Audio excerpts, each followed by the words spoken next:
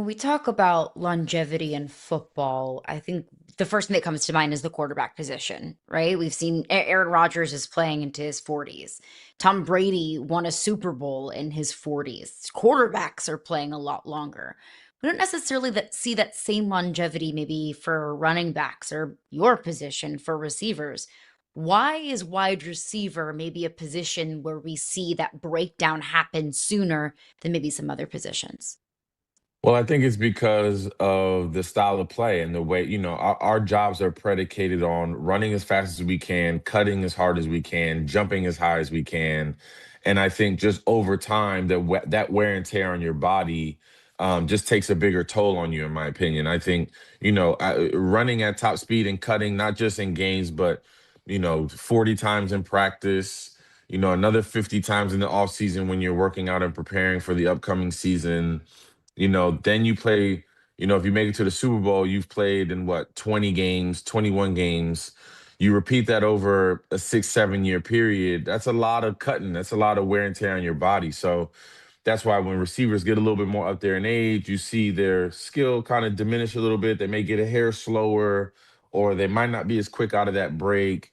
But the lucky ones that are taller, have a longer stride length, are able to prolong their career because they can just run straight and jump over people and get the football. Whereas the smaller, more compact receiver like myself, when they get older and maybe lose that step, it looks a little bit different than guys that are 6'3", 6'4", 6'5", that stretch the field and make it longer. So I just think that wear and tear on your body just weighs on you a lot more as you get older.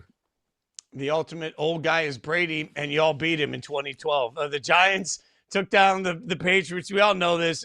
Now that you've had some time to sort of separate from your career, when you look back on that season, what's a memory that stands out to you? Oh man, there's so many. I think the biggest memory was week 3 when I got my opportunity to start. I mean, there's obviously the game, the Super Bowl, but I think once I got the opportunity to be a starter in the NFL, it was something that was like a dream come true and something I didn't want to let go. And I wanted to make sure teammates like Justin Tuck were continuously proud of me, and when I was making them proud and making sure that the legacy of this storied franchise continued to live on. And week 3 against Philadelphia, I had 3 catches, 103 yards, 2 touchdowns. It was kind of my regular season coming out party, and it was something that I'll never forget. And then to continue that season and set the single season yards record as a receiver for the Giants and win a Super Bowl in the same year. I mean, you can't chalk it up any better than that. So I think that was the biggest memory, was getting my first start and making my family and my teammates proud and continuing that trend throughout the course of the season. And I know Giants fans are hoping and praying and just waiting to relive the greatness that was that 2012 Super Bowl season. What did you make of the Giants' offseason moves of bringing in John Harbaugh and re-upping Joe Shane's contract? I love it, man. I think it was all continuing to bring the pedigree and the character of this football team back to the forefront. And I love Dayball. I love some of the other coaches that we've had. They were all good guys. But I think John Harbaugh immediately comes in and brings a certain pedigree and a certain character, level to your team that we hadn't had before since Coach Coughlin, in my opinion. As soon as a guy comes in with that winning pedigree, he's been to the mountaintop. He understands what it takes to win. He knows what it's like to have a franchise quarterback and how to get them on the right track mentally and get them going. So I'm excited to see, and you're starting to see, I've been, in and out of those locker rooms already, talking to some guys, and you see his impact already happening. The way he goes about his business, the way he, conducts his practices, and some of the things he's doing inside the meeting rooms, like you can see that it's already starting to have an effect. So I'm excited about what he brings to the table. I'm excited about what Jackson Dart can do in year 2, and I'm excited for that defense and wreaking havoc across the NFL all season long. Malik Neighbors, obviously a superstar when he's healthy, not healthy right now, trying to come back through this process. What have your conversations been like with him? Just trying to keep his head on straight and trying to make sure that, injuries happen in this league. And now it's a matter of he just needs to come back healthy whenever that time is, whenever that that timing is for him, and when his body feels right, that's when he needs to come back. And I know the competitor in him, as everyone in this league, and when they go through injury, he wants to come back. He wants to, help his team win. I know he sees the how bright this team is, and the good thing and the upslope that this team is on, and how good they can be, and he wants to be part of that. Of course, he knows he's a big key to a lot of that success, and he wants to be part of that. But I just always have told him that no one can speak to injuries more than me, especially at the receiver position. And you want to come back when you're healthy, when you're ready, when you're confident. And if that's towards the end of this year, or if that's even next year, it's okay. He's still young. You still got a lot of landscape ahead of you, and you can still achieve all the goals that you want to achieve in this league. Even though if you had an early setback in your career. But I used to work every single day and had a radio show with the guy who played wide receiver in the NFL for 14 years. And I learned so many things from him. And one of them was the only person that can really take you inside of the mind of a receiver is a wide receiver. So help me with Correct. this as somebody who played wide receiver in the NFL at a very high level. Take me into the brain of Brandon Aiyuk, the 49ers receiver who's been very outspoken on social media. Has probably burned a lot of bridges and the things that he has said on social media. Where is this coming from and what could come from it? That's a good question. I honestly, as much as I know the brain of a wide receiver, Brandon Ayuk has a different type of brain. I don't understand the brain that he has at the moment.